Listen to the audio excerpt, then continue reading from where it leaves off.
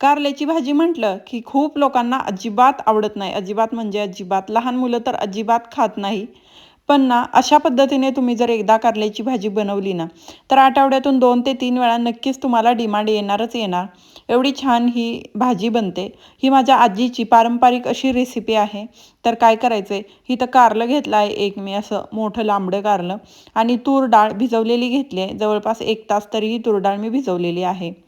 आता तूर डाळ म्हणायला गेला तरी तूर डाळ ना पोहे खायचे 4 चमचे तर असेल, 4 ते 5 चमचे.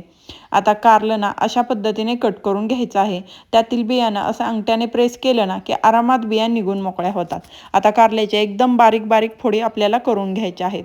बारीक बारीक फोडी ह्यासाठी करायच्या आहेत म्हणजे पटकन शिजलं जातं कारलं. आणि फ्रीजमधून काढल्यावर लगेच कारल्याची भाजी करायची नाही. अर्धा ते 1 तास तसंच कारलं बाहेर ठेवायचं म्हणजे पटकन शिजलं जातं. आता मी इथं ना उभा चिरलेला कांदा, थोडंसं खोबरं घेतलं आहे. आता तवा घेतला, तव्यात थोडंसं तेल टाकलं.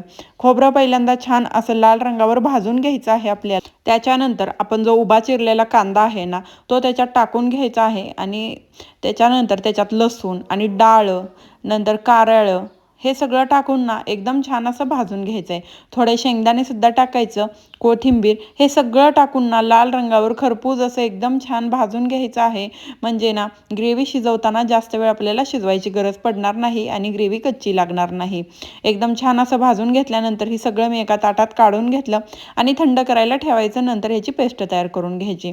आता तवा छान असा धुवून घेतला, त्याच्यात तेल टाकलं. तुमच्या अंदाजाने तुम्ही तेल टाकू शकता. नंतर इथं थोडेसे जिरे, थोडीशी मोहरी टाकून घेतली आणि केलेलं मिश्रण हे वाटण जे आपण केलं होतं ते याच्यात ना टाकून छान असं हे मिक्स करून घेतलं आहे.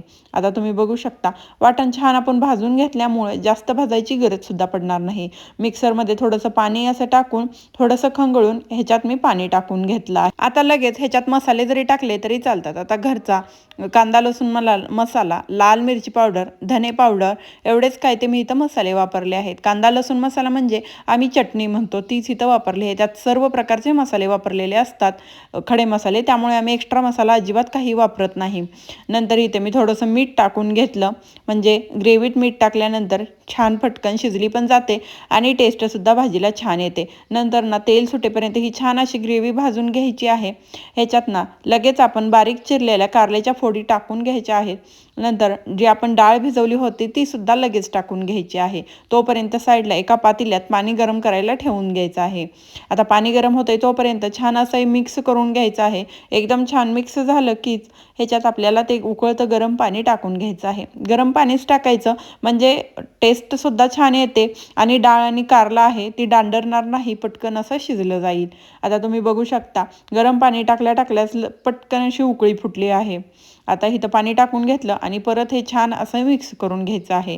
आता इथं मिक्स असं छान करून घेतलं की भरपूर अशी कोथिंबीर ह्याच्यात टाकून घ्यायची आणि एकदम छान असा कोथिंबीरीचा सुद्धा फ्लेवर येतो. एकदम छान अशी उकळी फुटत आहे. आता काय करायचं आहे आपल्याला, थोडासा गूळसुद्धा ह्याच्यात टाकून घ्यायचा आहे म्हणजे थोडंसं कालवणाला खूप छान टेस्ट येते. तुम्ही चिंचही टाकू शकता. आता 15 मिनिट तरी असंच झाकून ठेवायचं कारण कारला आणि डाळ आहे ती शिजायला थोडा तर वेळ लागणारच आहे. तुम्ही बघू शकता 15 मिनिटांनी किती सुंदर अशी डाळ कारल्याची भाजी तयार आहे. तुम्ही एकदा जर अशा पद्धतीने घरी बनवली ना तर घरच्यांना प्रचंड म्हणजे प्रचंड आवडणारच. भाकरीबरोबर, चपातीबरोबर, भाताबरोबर खूप म्हणजे खूप छान ही भाजी लागते. तुम्ही बघू शकता आत्ताच बघून तुमच्या तोंडाला सुद्धा पाणी सुटेल. खूप छान ही भाजी होते आणि माझा व्हिडिओ तुम्ही कुठून बघताय मला नक्की कमेंट करून सांगा आणि कसा वाटला ते